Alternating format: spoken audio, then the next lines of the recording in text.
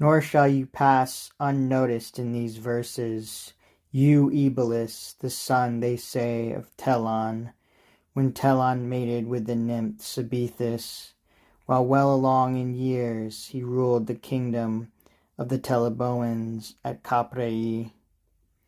But not content with what his father held, the son had, even then, enlarged his realm on all sides, to the tribes of the Serestes, the plains, the Sarnus waters, and those who hold Rufre, Betulum, Solemnus fields, and those who make their home beneath the walls of apple-rich Abella. Like the Teutons, they hurled their studded clubs, and for their headgear they stripped the bark of cork trees, and their shields are glittering with bronze their swords.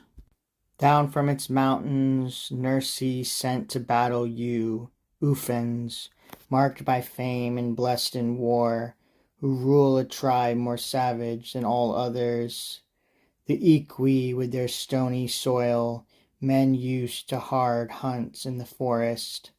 Armed they till the earth and always take delight in their new plunder, in a life of violence. And from the Marsians, sent by King Archippus, there came a priest, the most courageous Umbro, his helmet wreathed with fruitful olive leaves. By spell and touch he scattered sleep on vipers and pestilential hydras. By his art he soothed their rage and cured their stings. And yet he could not heal the hurt of Dardan steel. Neither sleep-giving charms nor herbs brought from the Marsian hills could help him with those wounds. For you on Jatia's forest wept, the crystal wave of the Fucinus, for you bright lakes. And handsome Verbius also came to war, son of Hippolytus, sent by his mother Aricia. He was wearing splendid armor. He had been raised along the marshy shores within Egeria's grove, where rich and peaceful the altar of Diana stands. They tell how when he fell by his stepmother's guile and paid a father's vengeance with his blood, torn into pieces by his panicked horses, Hippolytus had risen toward the stars, called back into the air of upper earth by the healer's herbs and by Diana's love. Then the all-able father, in his anger at any mortals rising from infernal shadows up to the light of life, cast down the son of Phoebus, Aesculapius, the finder of such medicines, such arts, into the Stygian waves. But generous Diana hid Hippolytus in secret, then sent him to the nymph Egeria, the grove where all alone, unhonored, he lived out his life among Italian forests and changed his name to Verbius. For this, no horn-hoofed horse can ever trespass in the sacred grove and temple of Diana, because when they were panicked by sea monsters, they spilled the youth in chariot on the shore. Nevertheless, along the level fields his son was driving glowing stallions and racing in his chariot to war. The handsome body Turnus is himself among the vanguard, taller by a head than all.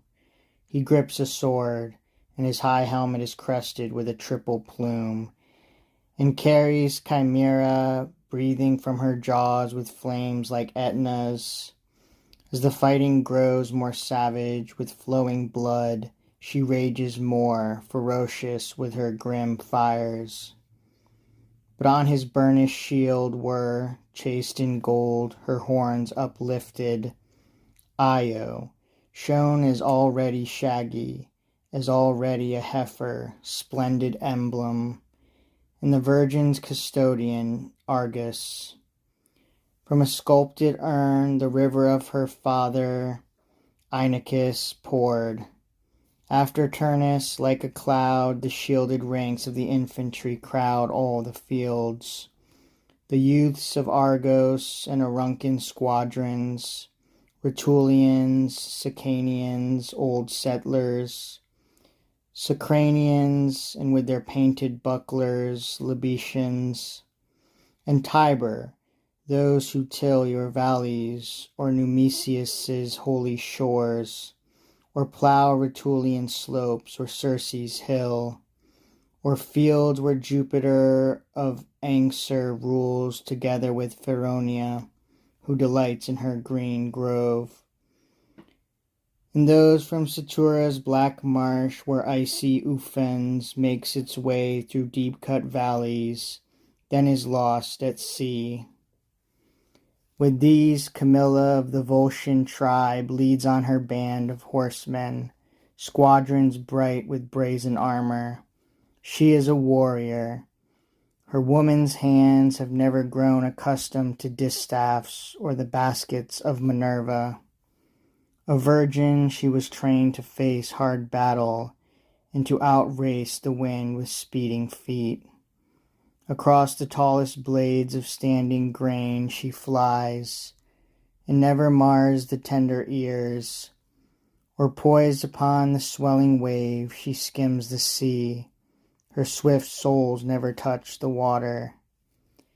And as Camilla passes, all the young pour out from field and house. The matrons crowd and marvel, staring in astonishment at how proud royal purple veils Camilla's smooth shoulders, how a clasp of gold entwines her hair, at how she bears her Lycian quiver, her shepherd's pike of myrtle tipped with steel.